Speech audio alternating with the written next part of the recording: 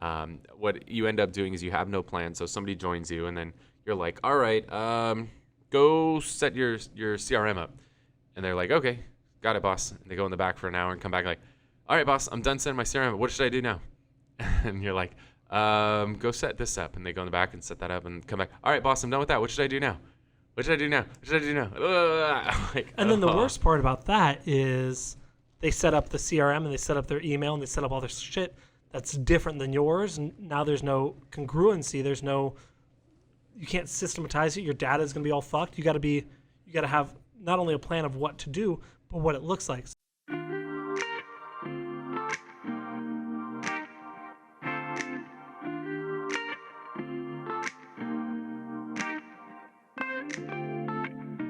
Welcome to the Whissel Way Podcast. My name is Kyle Whissel, your host with Whissel Realty Group and EXP Realty in San Diego. And I am Bryan Koci, Director of Media here at Whissel Realty Group. The goal of the show is to give you the tools, techniques, and tactics that you need to go out and crush it in your business. The way that we like to do that is to answer the questions that you have for us. If you have a question you want to have answered on a future episode of the show, you can always go to thewhisselway.com, thewhisselway.com. You can ask questions on there. Subscribe to the YouTube channel and podcast, and join our Facebook group, our referral network, our email newsletter, and get the details on our Media Mayor Mastermind course, which is a shortcut to helping you crush it with video in your business. We teach you everything we've learned over the last 7 years of creating thousands of videos together to help you get there a whole lot faster, get a whole lot more traction, and get a whole lot more business from the videos that you're creating. We go into the specific videos we shoot, the gear, the distribution of the videos, the relationships, all that fun stuff, thewhisselway.com. If you enjoyed the show today, if you're watching on YouTube, make sure to let them know, hit the little thumbs up button. And if you want to get notified when we drop future episodes of the show, hit the subscribe button and little notification bell. And if you're listening on a podcast platform, make sure to hook us up with a review on there, as it goes a really long way to promote the show.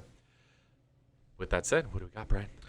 Today we are talking about onboarding. So this is going to be geared towards more if you're building a team.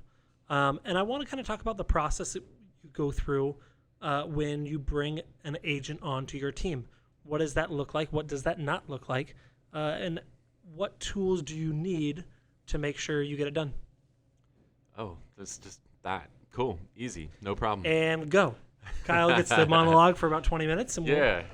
Cool. Well, let's talk about this. So let's assuming you're growing out a team and you're bringing team members on. One of the things I learned, this was actually from another brokerage that was trying to recruit us at one point. One of the best things that you can do when you're bringing people onto your team is to have everything set up for the people that are joining your team before they join your team. So I know I was horrible at this, and I still think we're a work in progress. But somebody would start their first day, and then we'd sit down, and during their whole first day, we'd go into like G Suite, and we'd set up their email account. Then we would go into our CRM and set up their CRM account. And then we, like, literally while they're sitting there at the desk with me, like, shoot me. If I was talent and I had to sit there and watch you set up my Gmail account. Yeah, it's not like you're teaching them anything. Goodness gracious, it was horrible. So, yeah, actually, even though we didn't go join that brokerage, I learned a lot because they were like, hey, day one, everything is going to be here. We'll have signs ready for you. We'll have your business cards. We'll have all your accounts set up so we can just hit the ground running. And that was very motivational. So that would just be a piece of advice, is that if you're going to bring people on your team, have them set up before they start. Don't set them up when they start. That would be, for sure, one of the early pieces of advice. The other piece of advice is don't bring people on without a freaking plan. I think that's where most of us realtors screw up, because what we do is that we don't hire when we get close to capacity. We hire when we surpass capacity. And usually after you've been at above capacity for a little while. Yeah, until you hit your breaking point, yeah. Literally where you have like a nervous breakdown, or you lose a shitload of money because something like slipped through the cracks. Mm-hmm. So that's what most realtors are doing, is they're getting to like 120, 130% of capacity, and they break, and then they're like, all right, fine, I'll hire somebody. Where what you should do is the exact opposite. You should hire people to help when you get to about 70 or 80% of capacity, long before you're going to break. Now, what's your first licensed person you bring on? Because you already have an assistant at this point. Well, no, everybody screws that up too. Everybody tries to hire a buyer's agent first. Okay. They don't even have a single freaking admin. Like one of our good friends here locally, all of a sudden I kept telling him, you got to get a team, we got to get a team. He's like, look, I got a team. I was like, cool. There's 4 agents. How many admins do you have? 0. Huh? Who the hell is going to do all your paperwork? Who's going to organize you guys? Like, you have 5 agents, including yourself, and no admins? Like, oh, that sounds horrible. You're going to be back to 1 agent really quick. And some of those 4 were probably talented, and they're going to leave you and come on to my team. So, yeah, if you're listening, you know who you are. I want to start guessing names publicly here. Let's see if it works. So that's a big one is one, hire, before you need it. I think a lot of people screw that up. But have a plan when you hire. Because what ends up happening is when you hire, when you're at 120% of capacity, you have 0 plan. You're just like, please help me, save me. And now they start out day 1 in your total shit show.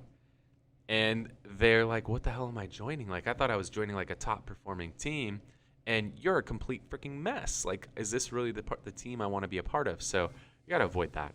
So the plan, does that include like a 30, 60, 90? What is? So there's different ways to do that. Yeah, I mean, one of the common ways, and there's no right or wrong answer to this, right? Well, the wrong answer is having no plan. Yeah, the only thing worse than a shitty plan is no plan. So there's one, Keller Williams popularized this, at least in our industry, with a 30, 60, 90. It's here's what you're going to do the first 30 days, here's what you need to get done in the first 60, and here's what you're going to do in the first 90. Basically, your first 3 30-day segments are broken out for you, so you know what to focus on for the first month, the second month, the third month. That's great. I love that. Could it be a 4-week plan? Cool. Could it be a 1-week plan? Cool. Anything other than like just join me, help me, please. That's what you don't want to do. So have some sort of a freaking plan. Like what we used to do, it was in Trello, right? We started with a more simple system, and I think it was like an 8-week plan. It was like, here's the things you do week 1, week 2, week 3, week 4, all the way through 8. It was in Trello. It wasn't great, but at least we had built some sort of a system for people to follow out.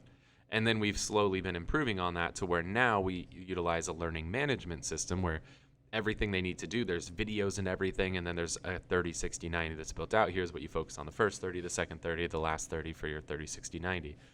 So you got to have some sort of a plan before you bring people on. I think that's a huge mistake. What you end up doing is you have no plan, so somebody joins you, and then you're like, all right, go set your CRM up. And they're like, okay, got it, boss. And they go in the back for an hour and come back like, all right, boss, I'm done setting my CRM up. What should I do now?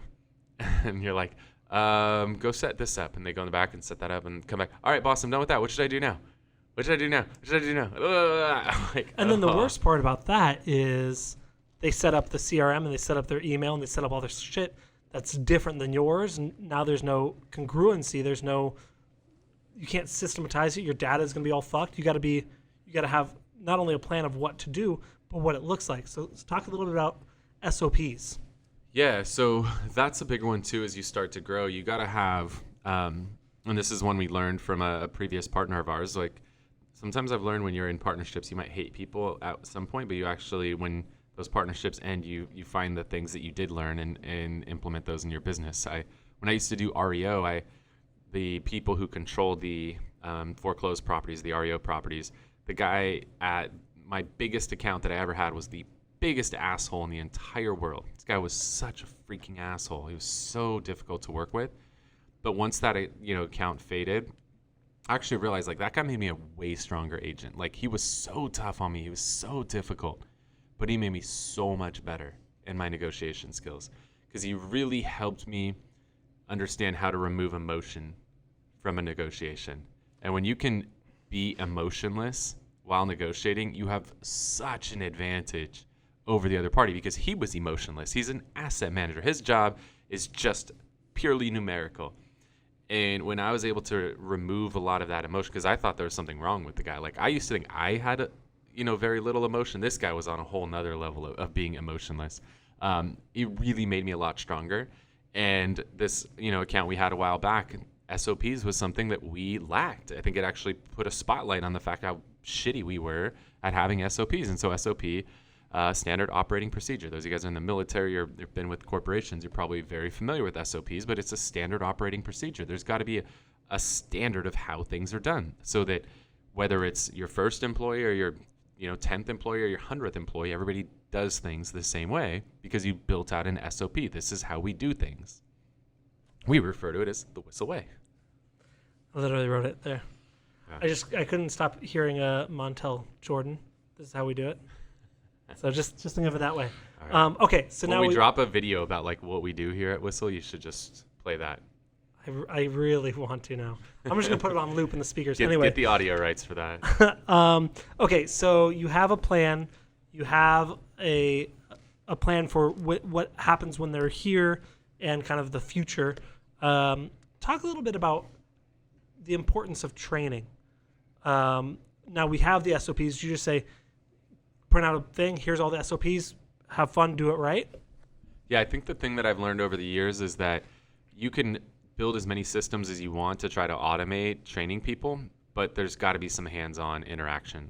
So whether it's you as a team leader or you have a dedicated trainer, there's got to be somebody who actually gets in there, gets their, rolls their sleeves up and gets dirty with your new agents or your new staff members, whatever, you're hiring. Somebody's got to actually teach them how to do this stuff. You can build as many systems as you want. You can try to have as many videos as you want, but you still got to have a human element to it. The biggest companies in the world still have humans that get on and do live trainings, right? You automate as much as you can, but you still got to have some human element to it. And because there's going to be questions. People, want to interact, and they're going to, the way this person learns might be a little different than the way that person learns. And, as a good teacher, you can help this person, with how they need it and that person how they need it. So what we've learned to do is we bring on people in batches. We group them into small groups. Right, that at way, least two. Yeah. At least. So at least two, because that way you can do them. It's easier to do a lot of the onboarding tasks. And then they have a new person they can kind of touch base with as they grow. So we bring on... It's like an accountability partner, which is cool. And so we have batches. We have our trainer. But then also one thing that we've implemented, especially if the agent is newer to real estate, is the mentor program. Because like you said, people learn differently. And there's things... It's one thing to learn in kind of a classroom type setting. But there's going to be things that you're going to forget immediately that when you're out in the field, you go, I don't know what to do. And you go, remember they taught you this? Oh, okay. And so you kind of need that one-on-one. Talk about a little bit what we've done with our mentor program. Yeah, so we used to shy away from hiring new agents because new agents need a lot of hand-holding. And if you don't have the systems and people in place for it, you probably shouldn't bring new people onto your team. Just being honest, like we weren't in a position to bring new people on because we couldn't hold their hand the way that it needed to be held. We've grown enough now to where we've built out a mentor program to where we've taken agents on our team who are, established agents who understand our systems, our processes, our SOPs, and will be there to support those new agents as they come in to where they can get that hand holding that they need. In exchange, those mentors get a cut off of the first, I think we're doing the first 3 deals. So that mentor's job is to help them get up and running and hold their hand through those first 3 deals. In exchange, they make a decent amount of money for doing it, for helping that person out. And that new person's willing to pay it on the first 3 because now they get one of the established agents in the company that's going to hold their hand, and that feels good for them. And then we tend to be a lot better, and they're not taking a lot of management's time because, management is very highly paid and on staff. And so every minute management's taking away from, doing what they need to do as a manager to help these agents with like a contract review and stuff. Like that's something that's going to be better off having one of the agents who's on the ground writing contracts all day, every day. They're actually probably going to be better at it than one of your admins. Kind of all I had for that. What else? Yeah, I mean, other tips too on the mentor thing. What we found is that you don't want to take like your number one agent. Like, I need you to be a mentor. Usually, your number one agent is actually like your worst mentor because they're so busy. They're just pinballing all over the place. It could be hard for your number one agent to slow down. Like they don't want to. They're better off, instead of spending that little bit of time helping out the new person, they're better off just full sprinting ahead. And I mean, you don't want them to slow down. Right. It's going to take them twice as long to teach it than they are to do it, so they can take on 2 new clients or help out 1 agent. Yeah. So keep that in mind. Your veteran, mid-level, it could even be mid to upper level agents. Those tend to be your best mentors. And then I guess one thing that I mentioned early on that I want to kind of touch on is making sure you have some sort of system to make sure there's checks and balances, a to-do list, a a Monday or a Trello board to make sure that people are assigned different tasks and they get done on certain due dates, right? And so we use Monday.com for that. And it's funny that Tom brought this up because we talked for quite a bit today in our leadership meeting about really diving into our onboarding program and really dialing it in, whether that's a couple people here doing their own tasks or bringing in to one dedicated hub of that's their job.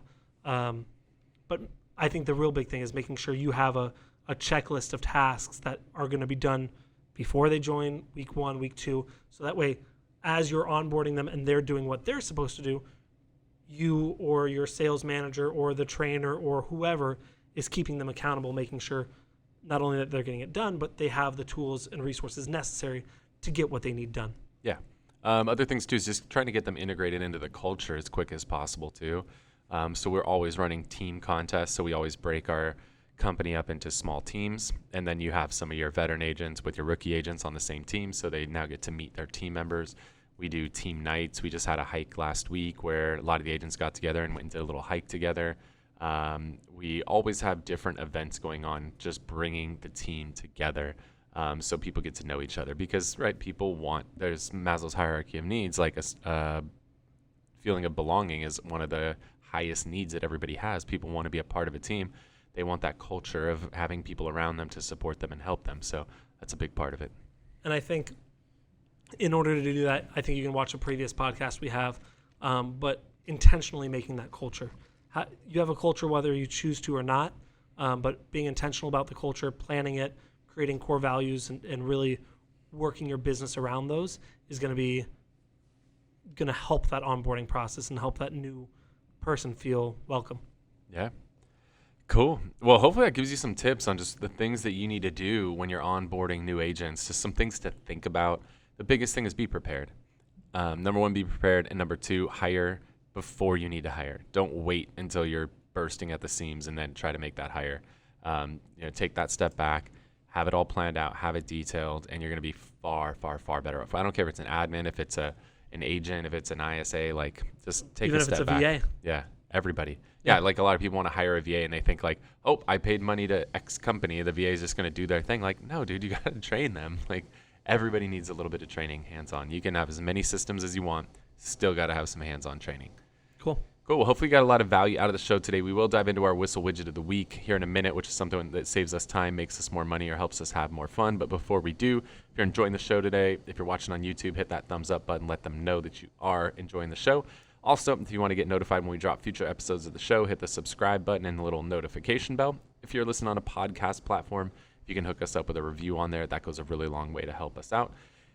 And if you have a question you want to have us answer on a future episode of the show, you can always go to thewhisselway.com, thewhisselway.com. You can subscribe to the YouTube channel and podcast, ask us questions, join the referral network, email newsletter, Facebook group, and get dialed in with our Media Mayor Mastermind video course to help you get out there and crush it with video in your business. All right, Bryan, what do you got for us while I scramble to find one really quick? Well, I need you to pay attention because I have a question for you. Oh, shit. Because I saw you use this before, and I've used it in the past. I'm curious about if it's still the best tool for it. But I downloaded it on my iPad. I just bought an iPad yesterday. I'm going to Tom Ferry Summit tomorrow. I saw someone at the last conference I have take pictures on their iPad and then take notes on it. I'm like, that seems like something that would work really well for me. So I was obviously setting it up and planning it out because I do things like this. And one of the things that I ran into is something I remembered is utilizing Evernote to take my notes. I like the fact that you can have notebooks, you can have different notes. One of my notes is going to be my key takeaways, so I have that all in one spot. You can take pictures and you can sync it with your computer really easily. I like a lot about it. I know you can do also a lot of these things with notes from the iPad, but I don't have a Mac computer, so that doesn't work. But it's also like $7-8 a month, and I don't know if I love that. Is this still something you use? Do you like it? There's not a free version anymore? I had a 7-day free trial, and then I have to pay for it. Really? Okay, I have a free version. I would not pay for it if I had to pay for it. Okay. I would just use Apple Notes. I mean, once you're in that Apple ecosystem too, right? You take the note, it's automatically on your computer.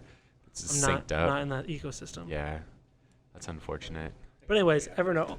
Was that? I got one for you after this. All right, cool. Tom can help me after this. That'll be the widget after this when I say fuck Evernote, do something else. But I remember I learned about it a long time ago. It was a really cool system, but I'll have to check to see what we can find.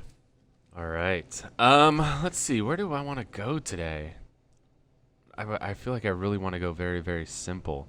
And Google Task is what I'm using a lot lately. There's so many different task management platforms out there. There's obviously the one that's, reminders that's built into iOS. And what I do like with that is I can just tell Siri to like add stuff to it, which is very convenient because I can forget things pretty easily. I love the fluidity of the Google Task app, and it's so easy to make different task lists. So I'm somebody, I have a lot of, like, my brain goes a million miles a minute. And when I have an idea in my brain, if I don't put it somewhere quickly, I'm going to lose it. Now, of course, you would probably prefer I do everything in Monday because you love Monday. But Google Task is what I love with it is it's super quick and easy. I can have, I have a list for things I need to talk to you about, for what my COO, my ops person, like every time I have an idea that pops in my head, I just throw it into one of the lists really quickly. And I think the thing that I like the most is how it's when I'm on my phone, it's there, but it's also when I'm on my computer and I'm inside of Gmail, which is where, I live on half my screen for the day. I have a sidebar with my task right there embedded into Gmail. So I have those available. And I think that's what I really love about it is that as soon as I put a task in my phone, it's on my computer and it's inside of Gmail. It's not a separate website or platform or anything I have to go to. So I love the fact that my tasks are right there. So that's what I'm going to go with, this Google Task today. Cool. I like it. Awesome. Well, hopefully you got a lot of value out of the show today. We really appreciate you tuning in to this episode of the Whissel Way Podcast. See you next week. Wait. Before you leave, I want to share some more tips and tricks that we're using in our business to take it to that next level. Just click right here. And don't forget to subscribe. Click right here.